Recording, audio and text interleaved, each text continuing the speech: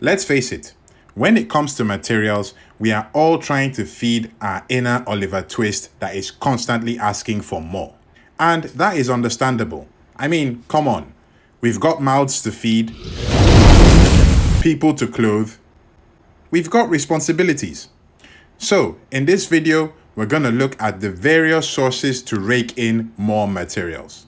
Hi, and welcome to Red Evony. I am Akayasha. You can call me Aka, and we're going to be looking at material sources. Now, just to be clear, we're not going to go through every single source of materials in the game. We're only going to look at those that you can proactively get a relatively significant amount of materials from. And in that light, there are two categories of material sources that we're going to be looking at. The first one we're going to call main sources. And in these main sources, we have the consumption events. So we are talking about both the resource consumption event and the speed up consumption event. Right now, the speed up consumption is currently going on. Now, while this might not be the main reason for trying to complete those events, as part of the rewards that you get a significant amount of materials as well. And that is whether you're clearing the consumption section on gems or regular speed ups, construction speed ups, or heal speeds. You get a ton of materials on the way. And the same thing goes for the resource consumption event. So if you're trying to push for materials, it is highly advisable to do your best during these consumption events and take it as far as you reasonably can. Next up in the main sources are bosses. Pretty much every boss in this game, with the exceptions of Kerberos, give you materials in the drop boxes that you get from them. And that is the same for whether you're looking at regular boss monsters such as B8s, B9s, and 10s, or you are looking at the event boss monsters such as warlords or hydras. You get a ton of materials from hitting bosses. So for whatever level that you're at and whatever boss that you're able to hit, whether that is a B6 or event bosses like warlords of any level, it is always a good idea for you to hit as many bosses as you can for your level to gain the materials that you need. And of course, when we are talking about bosses and materials, you have to talk about Vikings.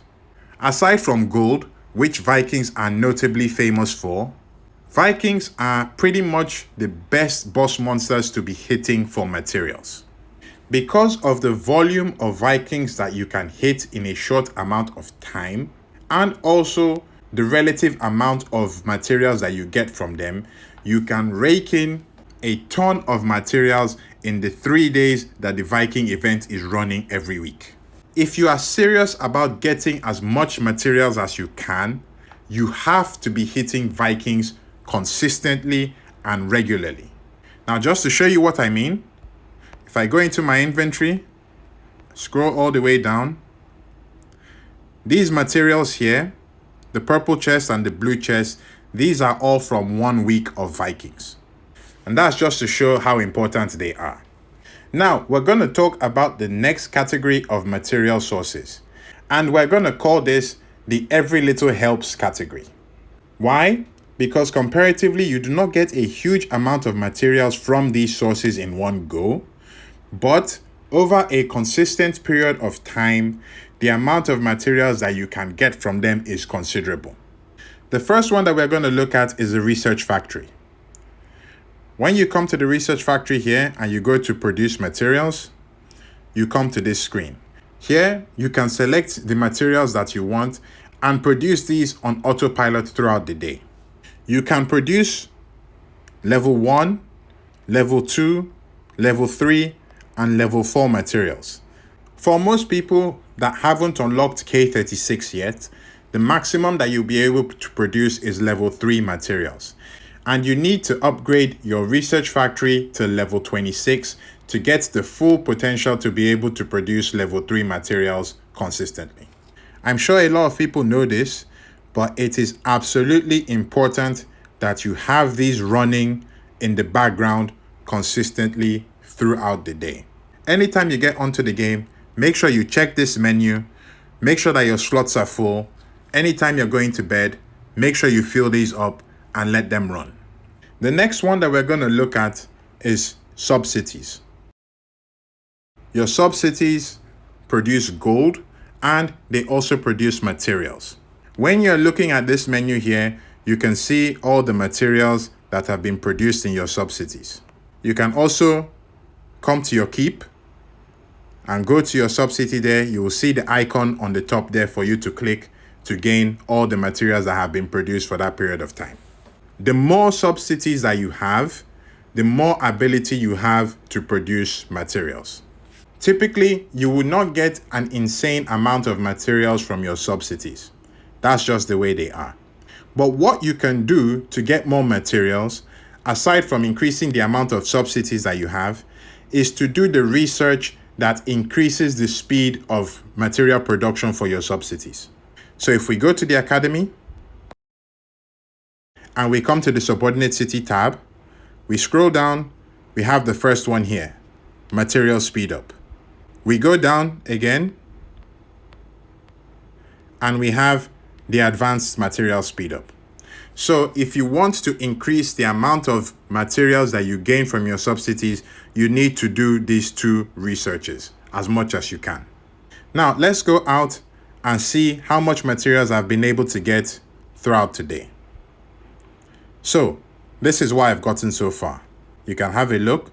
It's quite a few and it goes all the way down. Like I said, granted, this is not an insane amount, but getting this consistently without really having to do much for it except collecting them during the day is something that can really add up over time. The next group of sources that we're going to look at are the in-game events. The first one is crazy eggs.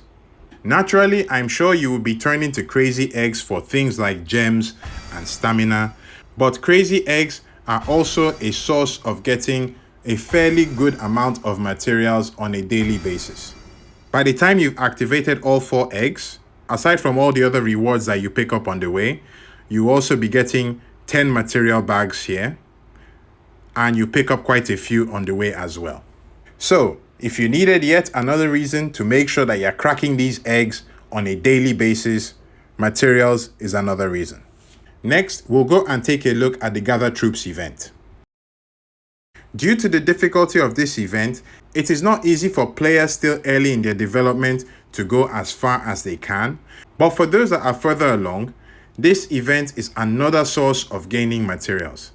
And you need to do your best to go as far as you possibly can to make sure that you are gaining all the materials that you can from this event. Things like the destructive attack, which you would naturally be doing to gain teleports, you also gain materials from them. Things like defense force that you'll be doing to gain march speed ups, you can see you also gain materials from them as well. The troop training aspect, they have materials here. So this is something that you need to make sure that you are at least doing your best to go as far as you can in the event. Next up, we're going to look at the King's Path. Now, the King's Path event is one of those events that pretty much everybody can do decently on.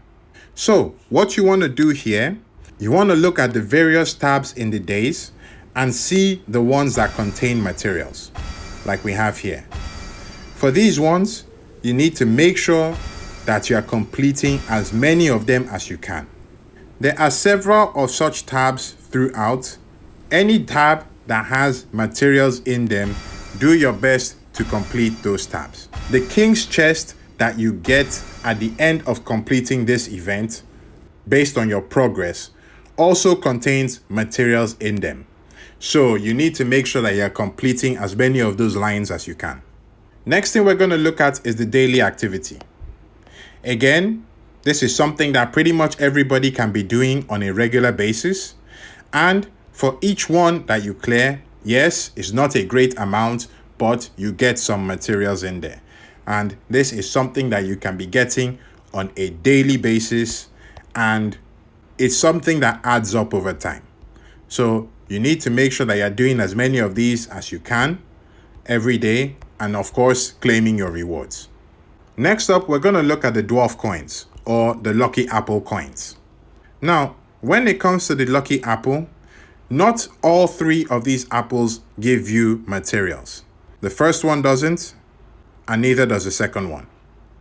It is only the third one that you can gain materials in.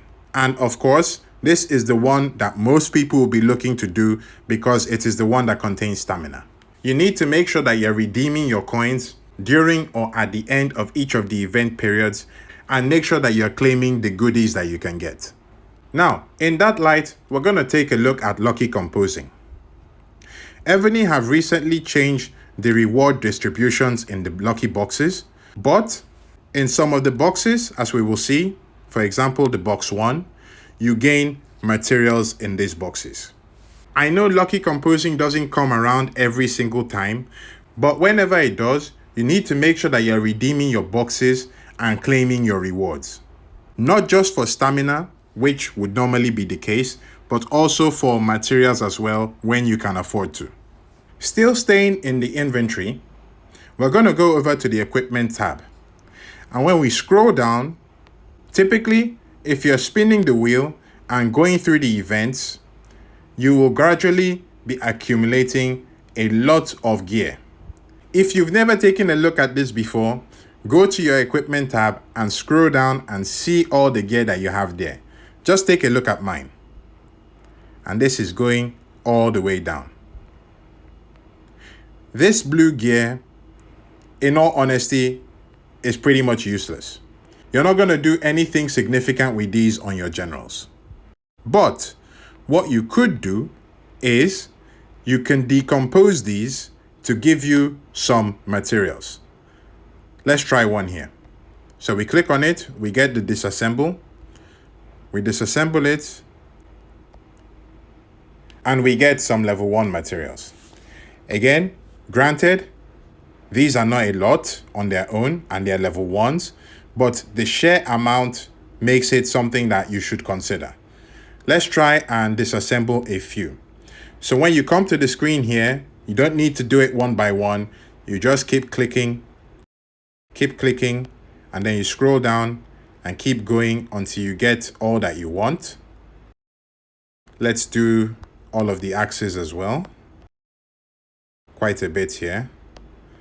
And then once you're done, all the ones that are ticked, click disassemble. And there you go. You can see even with that, I still have a ton of them left.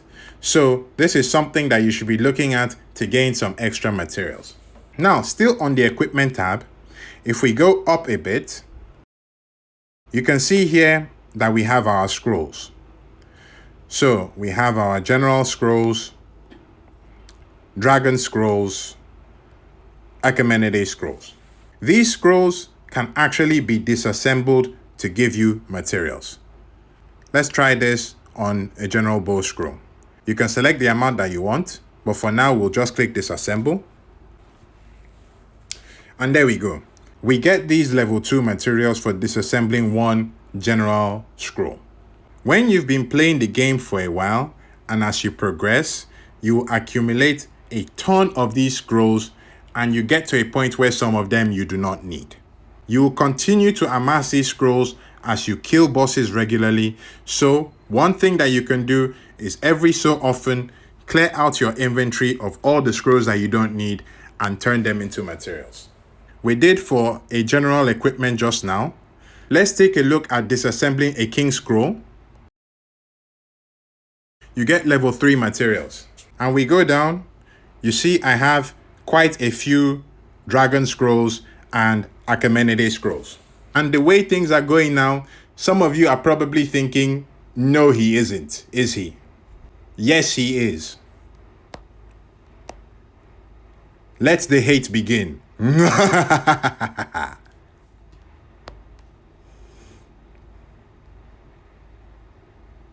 Now, of course, I wouldn't do that for dragon scrolls and Achaemenid scrolls on a regular basis, okay? And as you can see, you don't really get that much for it. So keep your scrolls until you have enough gear made and you can think about what to do with them afterwards. Next up, we're going to look at emergency sources. Just to be clear, these sources are not to be used on a regular basis. However, it is good for you to know about these sources because sometimes you might be in a pinch where you are just one material short and you just want to get whatever gear or feed that you're doing done quickly and get it over with. In such situations, you could consider doing these sources. These are emergency sources because they are expensive sources. So when we click on the top and we come to where our gems are, we come to the store. And when we go to items and we go to special, if you scroll down, it will give you the option to buy material chests. Of course, these material chests work as they normally do, and you get a random piece of material for the chest that you get. But note the gem cost. For a blue material chest, you're talking of 225 gems for one. That is a lot. And if you get one, you might still not get the material that you're looking for. But this is something to keep in mind when you're in a pinch. The next thing is coming over here to the battlefield shop. And in the battlefield shop, you can get high level materials. So we're talking of level 5 materials, level 6 materials. But these are also expensive because you need to buy them with dragon crystals and badges. And early on in the game, those two items are very valuable to you. So again, this is something that should only be looked at during emergency situations. So if you found the information in this video helpful, be sure to give it a like. And if you have any other questions about gaining materials, feel free to drop a comment down below. If you would like some inspiration on your quest to gain more materials, check out my crafting challenge video, where I show the results of over 1 month of grinding for materials. Thank you, Anaka signing out.